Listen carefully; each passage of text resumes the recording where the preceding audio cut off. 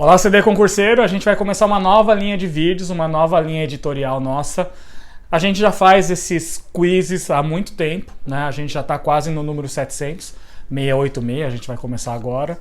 Mas a gente já vem fazendo esses quiz há muitos e muito tempo, então a gente publicava inicialmente semanalmente, daí a gente vai adicionando os quizzes.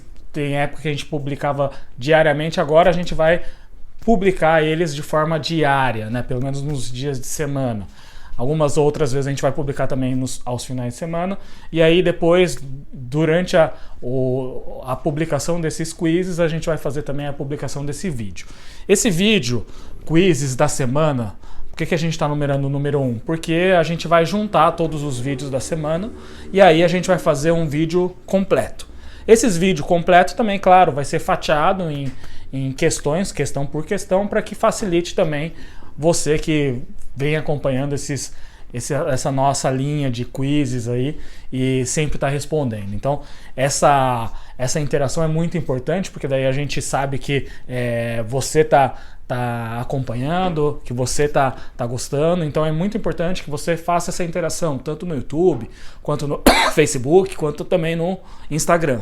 Então, continue acompanhando, continue respondendo, porque assim a gente consegue, como a gente viu que existe uma interação muito grande, a gente começou essa nova linha editorial, essa nova linha de vídeos, para que a gente possa passar o melhor conteúdo para você e a maior quantidade possível de conteúdos para que a gente direcione o estudo para você, a gente passe algumas dicas e informações muito importantes para concursos de odontologia. Então essa é a semana número 1, mas como você sabe, você que vem acompanhando a gente, na verdade a gente já vem postando há muito tempo, já temos mais de 1000 postagens aqui no Instagram, no Facebook também temos muitas postagens, então, continue acompanhando a gente para que a gente faça mais e mais conteúdo. Então esse é o quiz 687, esse quiz é um quiz que foi da banca Instituto Excelência, ou Excelência Seleções e Concursos. Essa é a banca que vai fazer o concurso de Taubaté. Para quem vai prestar esse concurso, está convidado nos dias 26 e 27, agora, próximo sábado e domingo, a gente vai fazer um curso presencial. E como a gente vai gravar, depois a gente vai disponibilizar esse curso online. Foi um concurso de Santa Catarina, Barra Velha, Estratégia Saúde da Família, um concurso bem recente, 2018. São princípios éticos do SUS. A, universalidade, integralidade e descentralização. B, universalidade, equidade e integralidade. C, universalidade, equidade e hierarquização. E D, universalidade, descentralização e hierarquização. Primeiro fator dessa questão, primeira coisa mais importante é a nomenclatura. Essa nomenclatura não é uma nomenclatura muito utilizada, essa nomenclatura de princípios éticos, eu não havia visto ainda. Então a gente, na verdade, é essa nomenclatura que atrapalhou um pouquinho quem não estava acostumado. Eu, por exemplo, não havia ouvido falar, mas princípios éticos. Princípios éticos é sinônimo de princípios, simplesmente princípios, ou princípios doutrinários, ou princípios filosóficos. Então a gente tem esses 4 sinônimos, é muito importante que você saiba para não perder uma questão tão simples. Eu sempre falo durante as minhas aulas, nas lives, que essa parte de princípios e diretrizes é muito importante que você saiba muito bem esse assunto. Para quê? Até para facilitar os estudos de outras legislações do SUS. Se você sabe muito bem isso, vai facilitar o estudo para o direcionamento. E assim, a gente sempre tem muita reclamação, muita queixa dos nossos alunos falando: saúde pública é difícil, saúde pública é complicado. Então esse assunto é um assunto base. Se você domina esse assunto, todo o estudo de outras legislações, Lei 8080, Lei 8142, Decreto 7508, PENAB de 2017, PENAB de 2011, Humaniza SUS, vai ficar mais simples. Por isso a importância de saber bem. Além de saber bem, de facilitar os estudos, isso também cai em concurso. Aqui caiu como princípios éticos. Essa era a maior dificuldade quando a gente pensava nessas questões. Então, princípios éticos, se a gente falou que é simplesmente princípios ou princípios doutrinários ou princípios filosóficos, aí fica simples. A gente eliminando as alternativas, a gente consegue chegar no gabarito correto. A gente sabe que são os 3: universalidade, integralidade e equidade. Esses três são os princípios mais importantes, ou os princípios filosóficos que ordenam, né? Ou que não é que ordenam, porque os princípios organizativos é como o SUS deve funcionar, mas é a filosofia, é o que deve prevalecer em relação a Sistema Único de Saúde. Dessa forma, a alternativa correta, a alternativa B, universalidade, equidade e integralidade. Alternativa A, por que está incorreto? Descentralização. Descentralização ou municipalização é um princípio organizativo ou simplesmente diretriz. A mesma coisa quando a gente fala de hierarquização, alternativa C. E a alternativa D tem tanto a descentralização quanto a hierarquização. Por que que a gente fala de universalidade, integralidade e equidade? Universalidade, saúde para todos. Por que que isso é tão importante? Universalidade, até 88, nosso sistema de saúde não era universal. Só tinha acesso à saúde quem tinha carteira de trabalho. Então, menos de 50% da população ele tinha direito a esse serviço público de saúde, que era baseado principalmente em hospitais. Então era um serviço hospitalocêntrico, não era um serviço que era baseado em serviços mais baratos, né, como serviços preventivos ou serviços de promoção de saúde. Então quando a gente pensa em gastos, né, é muito mais barato a atenção básica do que a atenção terciária, onde era centralizado o serviço de saúde antes do SUS, antes de 88. E a descentralização, por que é tão importante? Porque quem está mais próximo do problema conhece mais o problema, dessa forma ele pode agir melhor, pode conhecer melhor o problema e agir de forma mais assertiva nesse problema. E antigamente esse sistema de saúde era centralizado, principalmente nem no Ministério da Saúde, mas principalmente no INAMPS, que o INAMPS que fazia o repasse de todo o dinheiro, ele que controlava a maior fatia financeira quando a gente pensava em saúde. Por quê? O INAMPS fazia o repasse para os hospitais. Então, dessa forma, essa questão de descentralização, essa questão de hierarquização são fatores importantes. E hierarquização são como um sistema deve estar organizado, né? Primeiro, o usuário ou o paciente deve procurar atenção básica, que a porta de entrada preferencial é a unidade básica de saúde, mas ele pode procurar CAPS, ele pode procurar, por exemplo, serviços de pronto-socorro, mas a unidade básica de saúde ele resolve 70%, 80% dos casos. E aí, se o usuário necessita de serviços mais especializados, ele vai ser encaminhado para níveis hierárquicos superiores. Centro de especialidade seria atenção secundária ou hospitais, atenção terciária. Então é importante que você conheça esses termos, é importante que você saiba bem para facilitar os seus estudos e também caia em concursos públicos. Aqui o diferencial era o termo que ele estava utilizando, que era princípios éticos, que então é sinônimo de princípios doutrinários, sinônimo de princípios filosóficos. Esse foi o nosso quiz 687. Quiz 688. Também da banca Instituto Excelência, ou Excelência Concursos e Seleções. Mesma banca de Taubaté, concurso de Herculândia 2019, um concurso desse ano. Segundo a Lei Orgânica de Saúde 8080, 19 de setembro de 1990 e suas alterações, o artigo 33, leia o trecho abaixo e complete a lacuna. Os recursos financeiros do SUS serão depositados em conta especial em cada esfera de sua atuação e movimentado sob fiscalização dos respectivos. Alternativa A, conselhos municipais, B, conselhos de saúde, C, conselhos estaduais de saúde e D, nenhuma das alternativas. Esse é um tema muito importante, tá? Além descrito na Lei 8080, está falando também na Lei 8142, que foi publicada no mesmo ano de 1990, mas no final do ano, 28 de dezembro de 1990. E essa parte de conselhos de saúde, conferências de saúde, num primeiro momento, muitos dos artigos eles foram vetados na Lei 8080, por isso que teve que ser publicada uma Lei 8142. E quando você lembrar de Lei 8142, você deve lembrar que sempre essa questão de Lei 8142 está relacionada com participação da comunidade, que é uma das diretrizes muito importantes do SUS, e também a questão de repasse, né? A questão de financeira em relação ao SUS. Então essa questão de financiamento, essa questão de participação da comunidade é algo que está na Lei 8142, mas também estava descrito na Lei 8080, artigo 33 nesse caso. Os recursos financeiros do SUS serão depositados em conta especial em cada esfera de atuação. Essa conta especial é o que a gente chama de fundo. Fundo municipal, quando é a conta do município, fundo estadual, quando é a conta do Estado, e Fundo Nacional de Saúde. Contas relacionadas exclusivamente à saúde. Então, quando a gente fala transferência fundo a fundo, transferência pode ser de Fundo Nacional de Saúde para Fundo Municipal de Saúde, ou Fundo Nacional de Saúde para Fundo Estadual de Saúde, ou Fundo Estadual de Saúde para Fundo Municipal de Saúde. Então, essa é a transferência fundo a fundo, é uma transferência de conta corrente, mas essa conta corrente vai ser usada, esse dinheiro, exclusivamente para gastos na área de saúde. E quem que vai fazer essa fiscalização? Os respectivos conselhos de saúde. Por que respectivos? No município, os conselhos municipais de saúde. No estado, os conselhos estaduais de saúde. E na União, conselhos nacionais de saúde.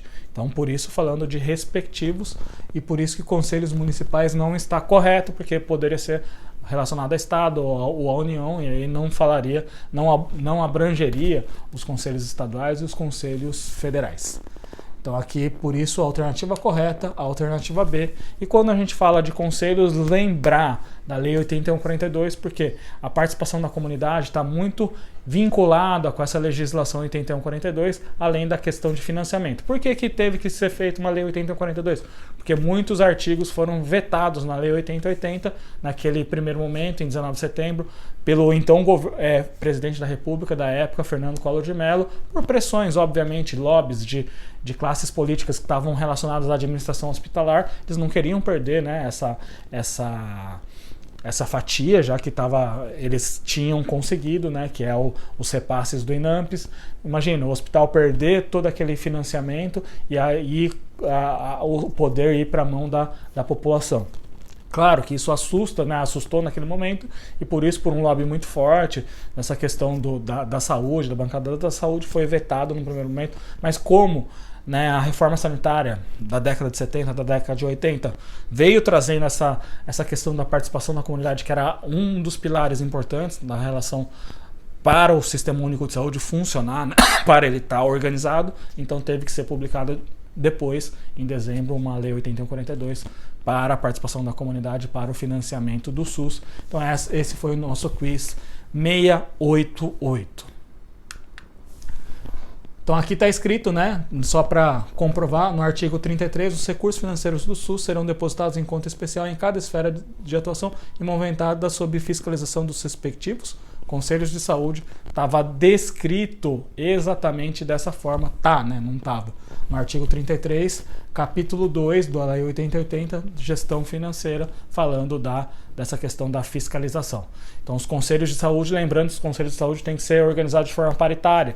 50% desse conselho tem que ser usuário, 50% o restante. Trabalhadores da saúde, representantes do governo e também pessoal que faz outros que possam prestadores de serviço.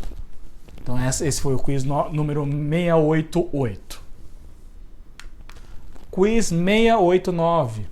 Então esse quiz 689 também da Banca Instituto Excelência de Herculândia, concurso bem recente. É característico da atenção prestada no serviço da atenção básica que estes se ocupem das patologias mais prevalentes. Então, que faz levantamentos nas comunidades. Os principais agravos que acometem a saúde bucal, que tem sido objeto de estudos epidemiológicos em virtude de sua prevalência e gravidade. Então, não é só questão de prevalência, tá? Aqui que é a dica mais importante, não só falando de prevalência, mas também gravidade. Claro que, né, a gente vai discutir a respeito desses assuntos para colocar mais subsídios teóricos para você. São exceto. Então, o que não é estudado em estudos epidemiológicos para quando a gente faz estudos grandes, né? A gente pode pegar, por exemplo, o SB Brasil 2010, que é um dos últimos mais importantes quando a gente pensa em âmbito nacional, que é o SB 2010. A gente viu que nesse estudo não teve o estudo da alternativa que foi a alternativa correta. Alternativa A, cárie dentária, B, câncer de boca, C, aftas e D, fluorose dentária. Então, cárie dentária sempre é estudado, né? Porque é um dos assuntos, é um dos temas mais importantes, né? Quando a gente pensa em odontologia, e os índices mais utilizados em cárie dentária é muito tranquilo, você já conhece CPOD, que faz uma medição de número de dentes, dentes cariados, dentes perdidos e dentes obturados ou dentes restaurados. E esse é um índice muito utilizado mundialmente, e esse foi um tema também índice utilizado no SB Brasil 2010. Câncer de boca, ele não foi estudado na SB Brasil 2010, mas ele é muito estudado pelo INCA, Instituto Nacional do Câncer. E o Instituto Nacional do Câncer publica de 2 em 2 anos estudos, né, estimativas de quantos casos vão acontecer no ano, nesse biênio. Então tem a estimativa de 2018 e 2019. Segundo essa estimativa, o número de casos de câncer de boca no Brasil no ano 2018 e 2019 vai ser de aproximadamente 14.200 casos. Então é um número bastante expressivo.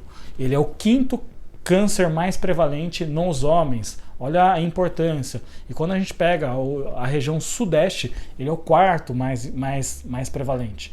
Nas mulheres ele não tem uma prevalência tão grande, ele ainda é o 12º, mas existe um aumento do número de mulheres acometidas também por esse problema.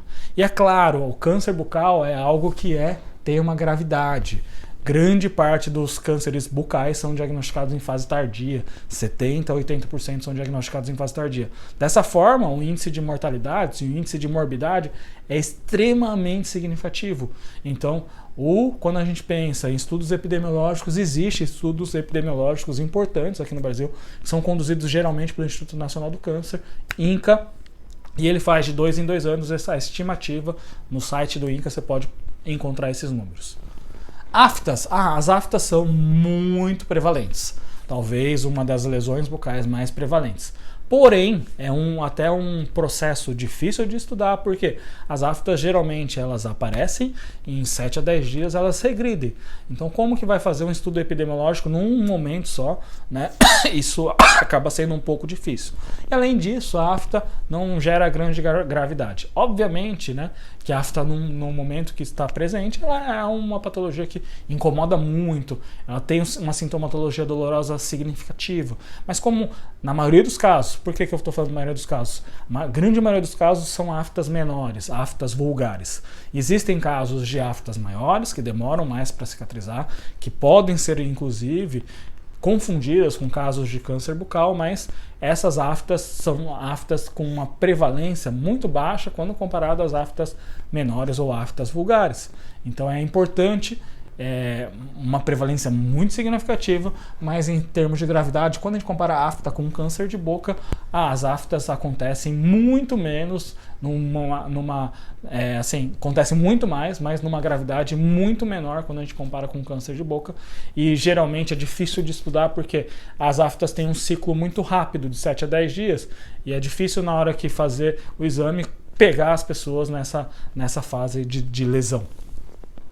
E fluorose dentária também foi um tema estudado no SB Brasil 2010 e geralmente é estudado. É muito utilizado o índice de DIN, que vai avaliar a severidade da fluorose, e esse tema fluorose também tem sido mais e mais estudado porque se observou que uma população, dependendo do município, dependendo da concentração de flúor na água, pode vir a desenvolver esses casos de fluorose. E no SB Brasil 2010 também foi estudado a fluorose, e é algo bastante importante, principalmente agora, né? Tem sido estudado através do índice de DIN. Então, o gabarito correto, afta. Esse foi o quiz 689, quiz falando de quais patologias são importantes na questão de estudos epidemiológicos, a afta que não entraria. Quiz 690, um quiz que fala o assunto também da mesma banca Instituto Excelência, ou Excelência Concurso e Seleções, falando um concurso de Oswaldo Cruz, 2019, o município do estado de São Paulo, falando sobre o PSF, ainda uma nomenclatura antiga. Hoje em dia a gente prefere a nomenclatura ESF, estratégia, porque programa ele dá uma ideia de de início, meio e fim. Então, como esse programa foi concebido em 1994, já temos 25 anos de PSF ou ESF, né, e não teve um final, o Ministério resolveu mudar a nomenclatura, preferiu o uso de estratégia, que é um termo que não tem essa conotação de fim. E a estratégia de saúde da família é uma estratégia prioritária quando a gente pensa em atenção básica. Isso está descrito na PNAB de 2006, 2011 e PNAB de 2017.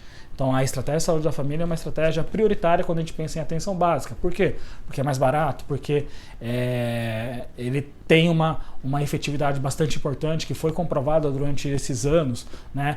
Que foi comprovada através de que forma? De menor número de internações a cada 100 mil habitantes.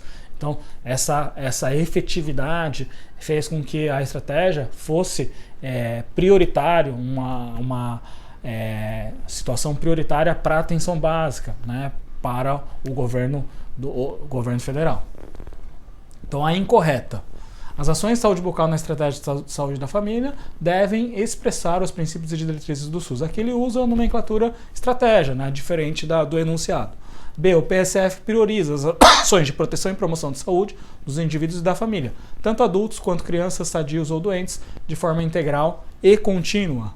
O PSF foi criado pelo Ministério da Saúde em 1994 e as equipes multidisciplinares eram compostas por um médico, um dentista e agentes comunitários de saúde.